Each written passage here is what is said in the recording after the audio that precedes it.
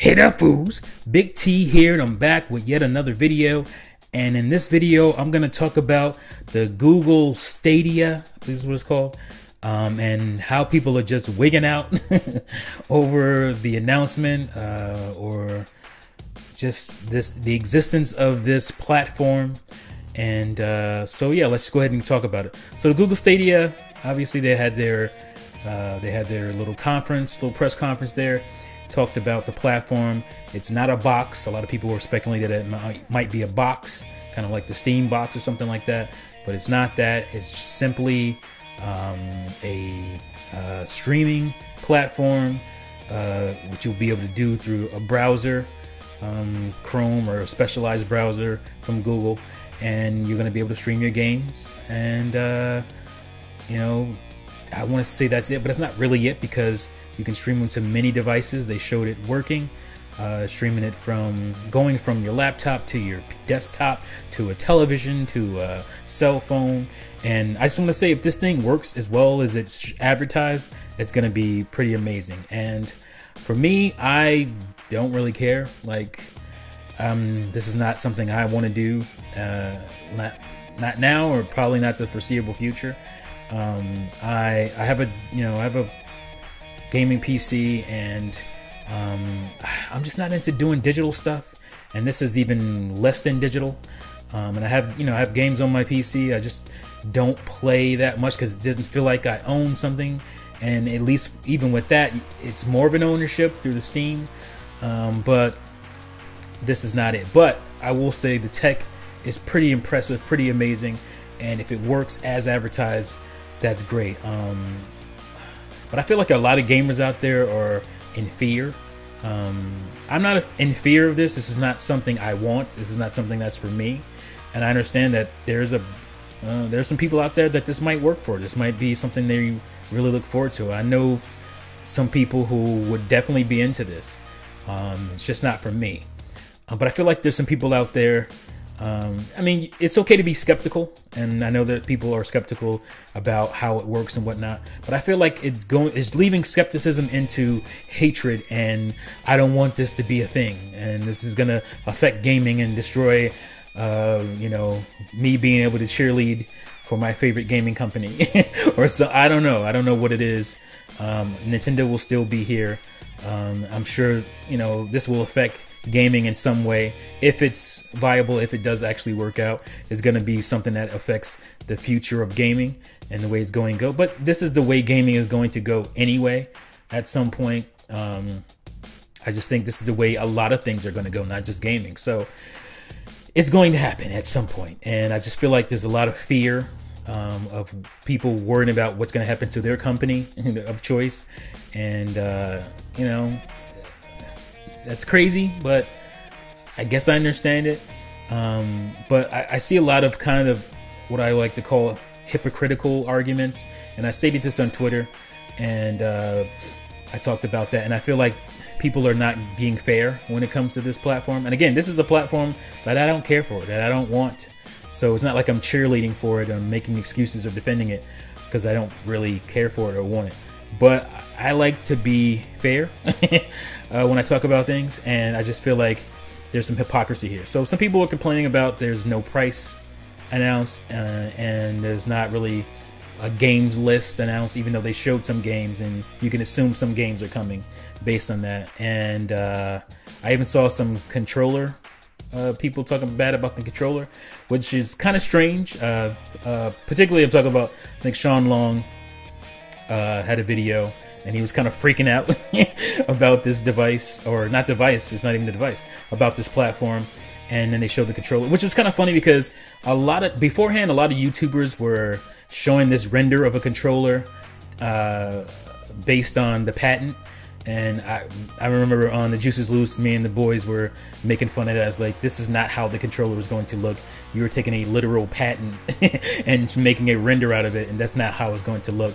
And people were complaining about the controller then, even when they didn't know what it was about. So now that the controller is actually shown, and it looks like it's comfortable, it looks like an ergonomic type of controller. It looks very similar to the PlayStation, the DualShock 4. From what I can see, I don't know how the buttons feel or anything like that, but I just think it looks like a decently comfortable controller. And I just thought, especially for Sean Long to be complaining about it, and I told him that on Twitter. I was like, wait a minute, you are a guy who doesn't even have a pro controller for your Switch. You play, Joy-Cons in a grip, and you're talking about button layouts and how you don't think it looks comfortable. And I'm like, wait a minute, the Joy-Con grip is not a very comfortable controller. So I just thought that was kind of funny. But anyway, like, I just feel like, people were talking about, there weren't games shown or there wasn't a games list, basically, or killer apps or whatnot. I don't think this thing needs killer apps right away because, first of all, you're not paying for anything. I think people are talking about the cost. I don't think it's going to cost anything. I don't think they're going to charge you to use a browser. I think the cost will come from either you having some kind of a service based setup, or you paying game by game, which is something you do now, So, and I think if they would have told you, yeah, we have such and such service, they would have had to tell you what games they had for it. And I don't think they wanted to talk about the games yet. And I think that was a strategic thing. They just weren't strategically ready to talk about the games yet. And every company does that. Like, remember when companies launch or talk about their games, like beforehand, this is because this is new now, but beforehand, you'd get, an announcement of a console a year in advance, and you wouldn't get a whole lot of information about it other than maybe what the box looks like. They probably won't even show you a controller. Nintendo is known for doing that a lot. Even recently with Microsoft Xbox One, PS4, they had their own events before E3, and they didn't give you a price. Am I wrong about that? Did they really talk about any games? I know Microsoft didn't. I think Sony did. They talked about, like, I think it was Killzone, Shadowfall. They showed that, stuff like that. But they're a big known first party company, so they were gonna have some games to show there. And even Nintendo's recent event for the Switch launch, we got the Switch kind of trailer. That was November 2016. It was like a 3-minute trailer just showing you the Switch, which was NX before. They showed some games that may have been games or may not have been games we didn't know at the time. And they showed, scenarios and how you played with the thing. And that was it. It was dead silence for 2 months, which was fine to me. But I don't remember, like, a lot of people complaining, oh, how much is it going to cost, or what games are going to be shown. And, they came out in January and they gave the price. And even leaving the January event, we didn't know what the launch games and lineup was going to be at that point. We still didn't know after their January event where they talked about when the system was coming out. So I just felt like people demanding price and games lists was kind of hypocritical, because companies do this all the time. When they're ready to talk about the games, they will. When they're ready to talk about the price, they will. And you'll have adequate time before this before this platform launches to make your decision on what you're going to buy, if you're going to buy it or not. So I just think the anxiety of this new Google platform that may disrupt gaming and destroy it as we know it is more of what's driving some of the backlash, if you will. Again, I'm not super hyped for it. I know there's going to be issues as far as people's internet connections. Not everybody has great internet connections, but from my perspective, I will be able to run this fine, because my setup is pretty good. I have good download speeds, and it's not going to affect me. So a lot of people are talking about, oh, what about the people? Well, talk about it from your perspective. Like, how do you think it's going to work for you? Don't talk about, what about the people? Because that's not going to be your problem. So there's a lot of anxiety, a lot of anger, even around this platform, that I felt was unwarranted. So I just wanted to talk about that. And just give the thing a chance. It's not some nefarious thing that's going to, I heard people talking about, oh, it's going to, it's going to start sending me ads, and it's all this chaos is going to happen. It's going to be spying on me and all this. I mean, this is the world we live in. So, this already happens in many other different ways. You have to just get used to it. That's just how it works.